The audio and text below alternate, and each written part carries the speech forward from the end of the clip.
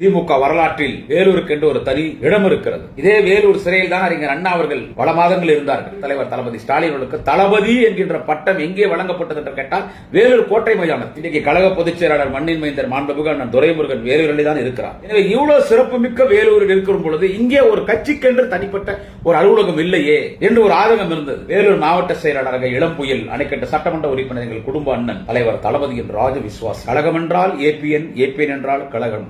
அந்த உணர்வோடு கழக பணியாற்றவர் ஏபி நந்தகுமார் எம்எல்ஏ அண்ணன் அவர்களை மாவட்ட செயலாளராக தலைவர் தளபதி தலைவர் கலைஞரின் பரிந்துரை நியமிக்கிறார். தான் கஷ்டப்பட்டு உழைத்து நான் சொந்த பணத்தில் அவர் வாங்கிய இடத்தை நமக்கென்று இட வேண்டும் என்று தன் சொந்த இடத்தில் தான் இன்றைக்கு கட்சி அலுவலகம் அங்கே அமைக்கப்பட்டிருக்கிறது. அணைக்கட்டில் மரியாதைக்குரிய எங்கள் குடும்ப அண்ணன் இளம்புயல் ஏபிஎன் அவர்கள் கலைஞருக்கு வச்சு இந்த சிலை பார்க்கும்போது எங்க ரெடி பண்ணாரு தெரியல, அப்படியே கலைஞரை பார்க்கிற மாதிரி இருக்குது சிலை. ஒரு அற்புதமான ஒரு கலைஞர் சிலை, அற்புதமான கலைஞர் அறிவாலயம். பொதுமக்கள் எந்த நேரத்திலும் என்னை வந்து இங்கு அணுகலாம் என்று அது கட்சி ஆபீஸ், பொதுமக்கள் குறைத்திருக்கிற அலுவலகம், லைப்ரரி, கலைஞருக்கு கோயில்.